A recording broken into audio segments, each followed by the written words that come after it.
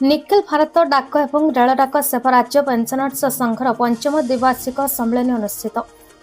कटकर निखिल भारत डाक एवं रेल डाक सेवा राज्य पेंशनर्स एसोसिएशन तरफ यार पंचम द्विवार्षिक राज्य सम्मेलन और जातीय पेंशनर्स दिवस 2025 आज कटक ठारे साथी एसएन सरकार मेमोरियल हॉल अनुष्ठित हो जाए। द्विवार्षिक सम्मेलन और जातीय पेंशनर्स दिवस 2025 मुख्य अतिथि रूपे जोगदे श्रीजुक्त ललितेन्दु प्रधान पूर्वतन महाडाकपाल संबलपुर रिजियन संबलपुर सम्मेलन को उद्घाटन करते ओडिशा राज्य सीआईटीयू सभापति साथी जनार्दन पति संघर वरिष्ठ तथा प्रतिष्ठाता सभापति साथी शिवचंद्र दास संघर पताका उत्तोलन करते।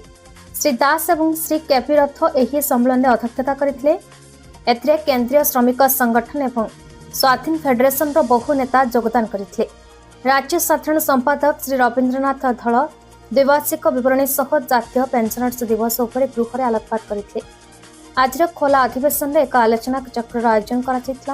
तार विषय है संस्कार एवं वास्तविकता क अष्टम वेतन कमिशन घोषणा तार टर्म्स और रेफरेंस ख पेंशन आईन 2025 एवं ग 4टी कलाश्रम कोड लागू करने आगामी दिन कर्तव्य राज्य साधारण संपादक श्री धल रिपोर्ट रे तथा वक्तव्य ए सब आलोकपात करने संगे संगे मुख्य दाबी मान गृह उपस्थापन करते।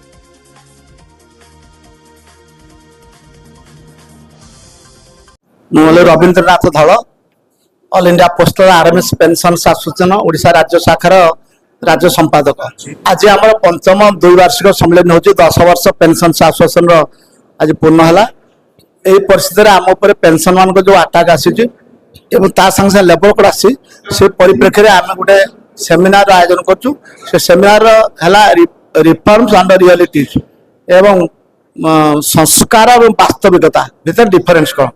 आमको अष्टम वेतन कमिशन घोषणा कले 24 जनवरी 2025 कहले से 34 लाख केंद्र सरकारी कर्मचारी माने पेंशन पाइबे एवं 69 लाख पेंशन भोगी सॉरी दरमा पाइबे एवं 69 लाख पेंशन भोगी दरमा रिविजन हम 1/1/26 लागू हम कमिशन 8 मास समय ने मार्च मास गोटे validation of pension rule 2025 finance act 2025 भर आने जोटा कि चैप्टर 5 पार्ट 4 रे भैलिडेसन क्रम 27 मसीहा कि 26 मसीहा जुलाई जाकि हम जुलाई गोटे से लगे पारती एवं से पेंशन मान जो भयावह अटाक आक्रमण ताको एंटायर इंडिया रे आमे भारत वर्ष समस्त 69 लाख पेंशन भोगी सिविल पेंशन समस्त तीव्र विरोध कर सुप्रीम कोर्ट फाइल कर मार्च मास पुणी अष्टम वेतन कमिशन टर्म्स एंड जो कमिटी बसते रंजना प्रकाश देसाई कमिटी से जो टर्म्स एंड रेफरेंस देते से टर्म्स एंड रेफरेंस आहरी कालांतक से पेंशन वाला पेंशन रिविजन करने शब्दटे ना there is no word of it. सरकार कही आम 28/8/17 रु 18,000 टका 24,000 टका करा शुद्ध डाहा मिछ कथा गुड़ाक 24,000 केंद्र सरकार कर्मचारी तो सर्वनिम्न दरबा 18,000 आ 24,000 कौटे अनर्गा सेट लोक करदेल मोटे कौन श्रमवेव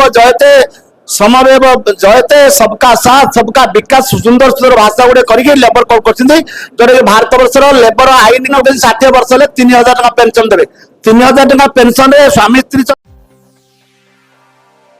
कटक दामोदर बिवरांक रिपोर्ट भारत न्यूज।